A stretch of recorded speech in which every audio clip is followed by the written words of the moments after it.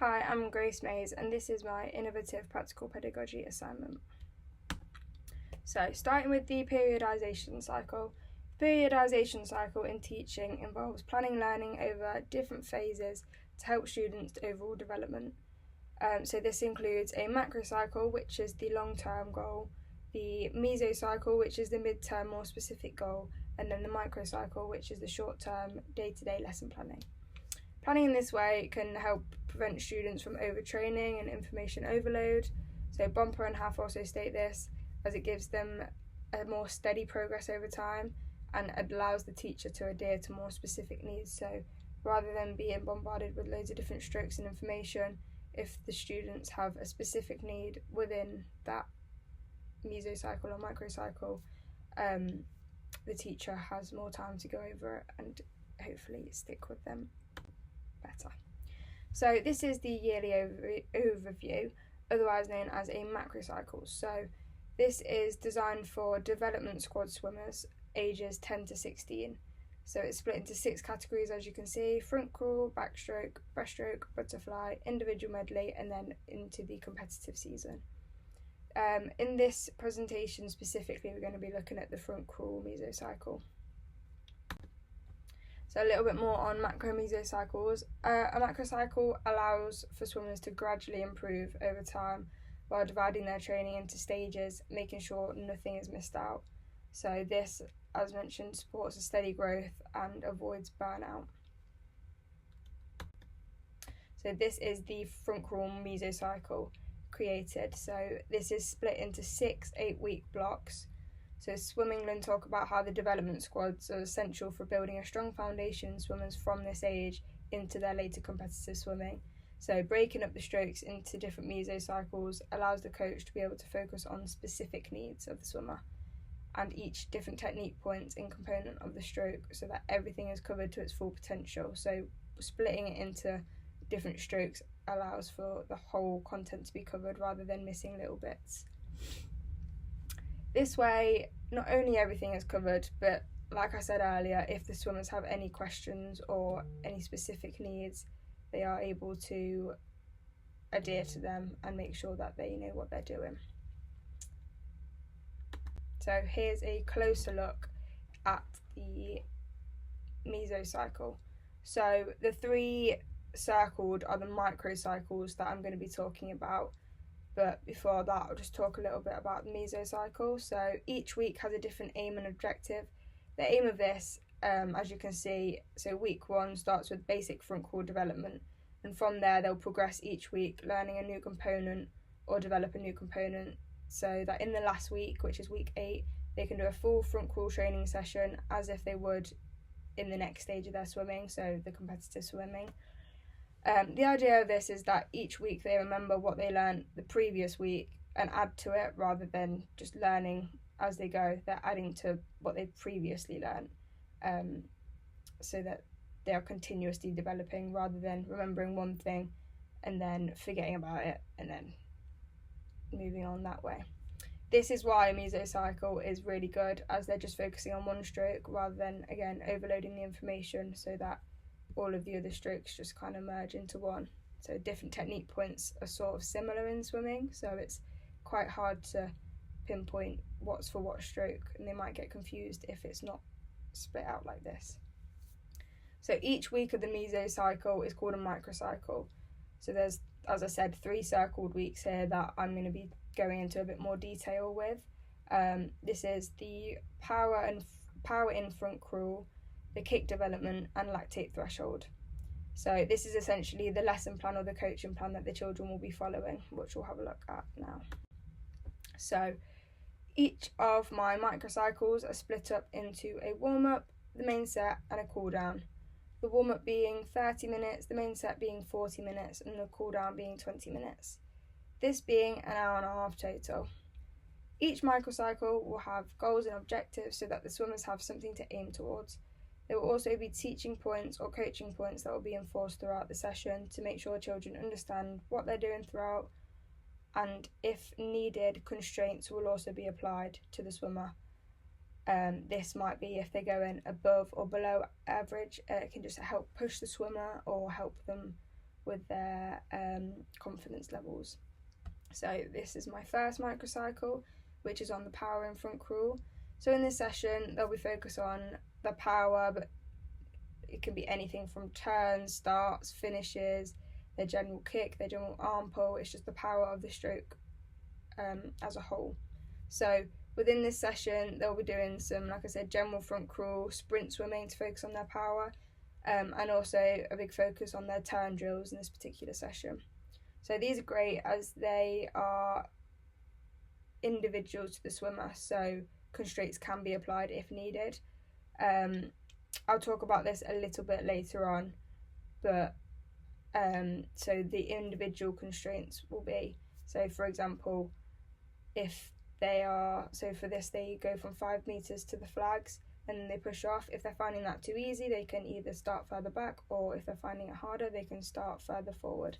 But like I said, I'll go into this a little bit more detail later on. So this is my second microcycle, which is on kick development. Again, this is not only about the power in the kick, but it focuses on the technique as well. By doing the different drills, the swimmers will learn different elements of their kick while also improving. Again, constraints will be applied if needed, such as taking the kickboards away if they're finding it too easy with the kickboards, or decreasing or increasing their rest period if they're finding it too easy. So for example, the 400 meter kick there with boards, the first 50, second 50 sprint, there'll be turnaround times for that. So if they're finding it too easy, like I said, they could just take the board away and have their hands in a streamline position, or for the turnaround time they can increase or decrease their rest period so that they're pushing themselves further. This is my third microcycle, and this is on the lactate threshold of the swimmer. So as this is a development squad, they won't have a lot of prior knowledge on lactate testing, so it will be relatively easy aerobic swim, and it will be nothing they haven't previously done, but we'll be introducing lactate testing to them. So this aerobic set will include the swimmers having their lactate levels tested throughout the session. So it will be the coaches doing this, making sure that they are following the correct procedures. This is a good teaching and coaching point, as they need to make sure throughout their tests are recorded correctly and everything's being done efficiently whilst they are following the correct procedures. Again, constraints can also be applied to this if needed, such as introducing pacing.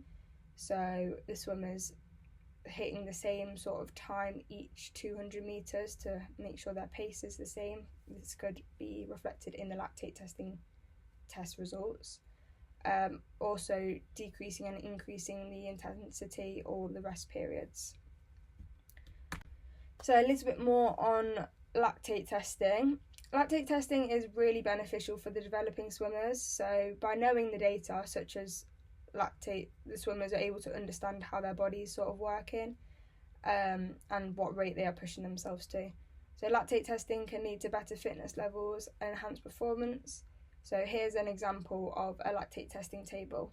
So this data was collected before exercise, and then after a set period of time into the exercise, that same period again in the second lactate test, and then again in the third lactate test. And they will also be then tested post-exercise, as you can see on the results below. So I'm going to talk a little bit now on the constraints-led approach. So the constraints-led approach is a coaching method that focuses on improving the performance by changing factors that affect how someone might act. So essentially, instead of telling someone how to do something, you would set a constraint in place which modifies the environment, the task, or the individual's ability to encourage them to do this on their own accord.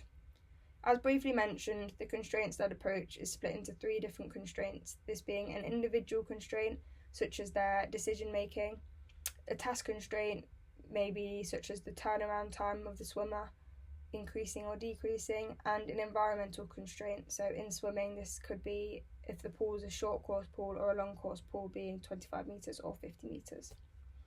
These constraints were originally outlined by Noel in 1986 and then later developed by David Button and Bennett in 2008.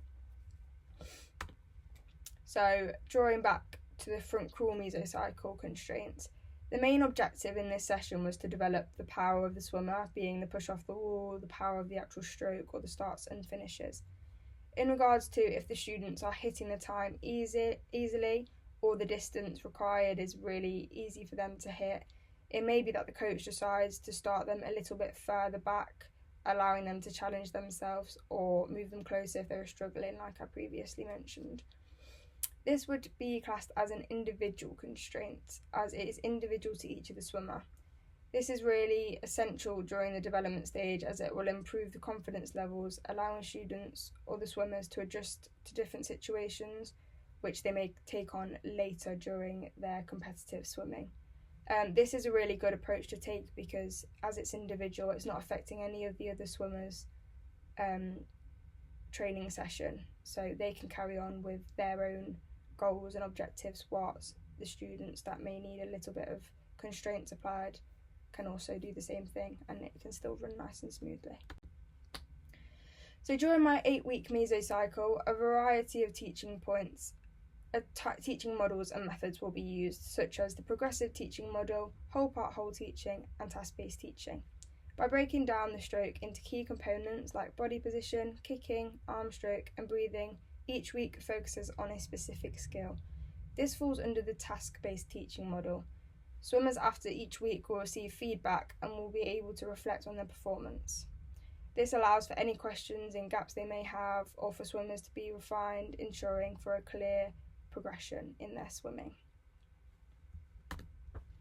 So to conclude my presentation, which specifically outlined an 8-week mesocycle focusing on front crawl skills, which was then split into microcycles. These targeted different aspects of the stroke, showing what a usual lesson plan would look like. By using things such as constraints-led approach, we were then able to create situations where the swimmers had to adapt their movements, encouraging to push themselves to their full potential. This also highlighted key teaching models such as the task-based teaching model, which we just talked about, which allows the breakdown of front crawl into smaller, more manageable tasks, as all these methods provide the swimmers with the tools they need to improve their technique. Their overall front crawl hopefully will excel. Thank you for listening to my presentation.